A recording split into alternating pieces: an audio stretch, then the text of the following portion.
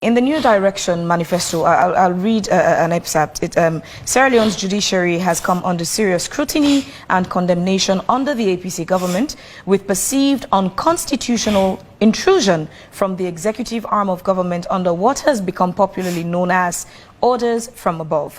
Consequently, public confidence in the system of justice delivery at all levels is at its lowest ever. So, in your opinion, has this changed in any way, public trust? Has there been, reduced number of orders from above? Definitely what APC did, which we use against them, justifiably, is what they are still in that dilemma. So it's what they are still using.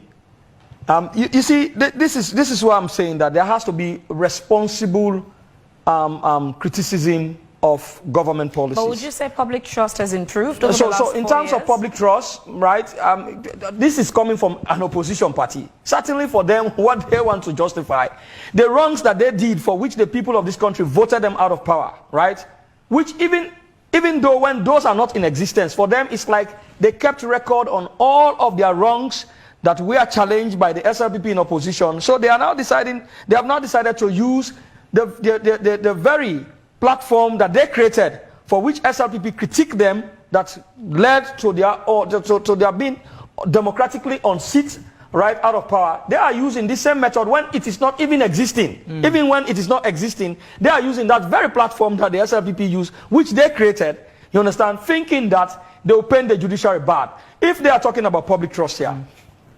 it's a situation where the Anti-Corruption Commission was to investigate people or officials whom they've perceived to have been corrupt officials. They've gone there to investigate, and people who have been in governance, who are supposed to comply with law enforcement, right? These are people who went and incited secret society to come out in confrontation of the police. Have you been giving giving orders to the police? But I'm coming. Please let me address this question before I answer another question, right? But we were able to manage that particular situation in such a manner that, of course, there would have been a violent confrontation, but the situation was de-escalated in order to minimize the tension, and more professional approach was used. Those who actually came out in violation of the law were arrested at a much later date, right? So this is one professional approach that law enforcement are using, contrary to the fact that they are constrained with resources. But if they had attempted at that particular time to enforce the law, there was going to be violent confrontation. And again, the blame was going to be on the police, even when you have corrupt officials who have incited that particular approach.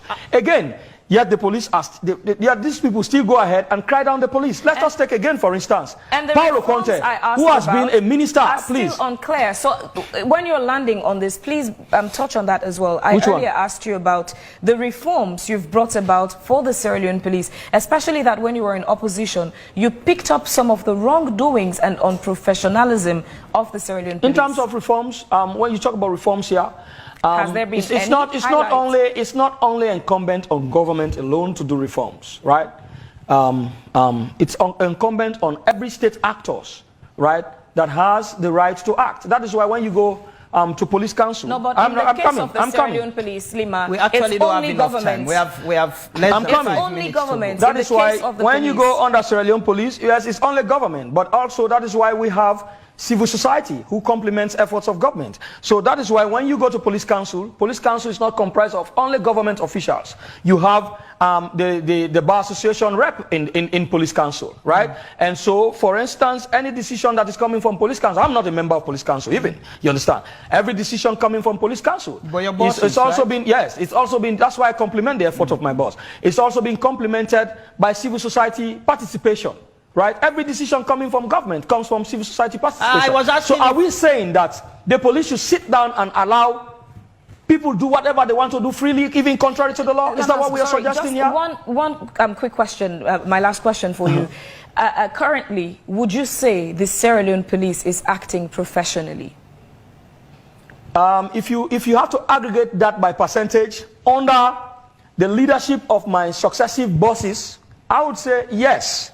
Yeah, because if they have not acted professionally, the toxic opposition of violence by which opposition parties who are very much aware that there is corruption charges hanging on them, who have incited the public, who have suffered a lot. If the police have not been professional in their handling of some of those violent approaches, it would have been a different story. I was asking, have you been giving directives to the police as Deputy Internal? Well, when you talk of directives, you have to be clear in your context. No, I'm asking, have you been telling them what to do? I am working in a supervisory ministry as a deputy minister. Telling them what to do?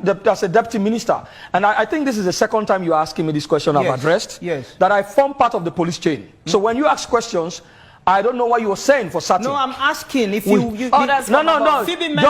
Just give me a clarity of what you mean. Phoebe mentioned orders from above. I'm sure you've I don't know what you mean by orders from above. Have you been giving orders? But when you talk, have you been giving orders to the police? The same thing that that's what I'm asking you. I think I've said that. If that is to answer your question, I've answered that.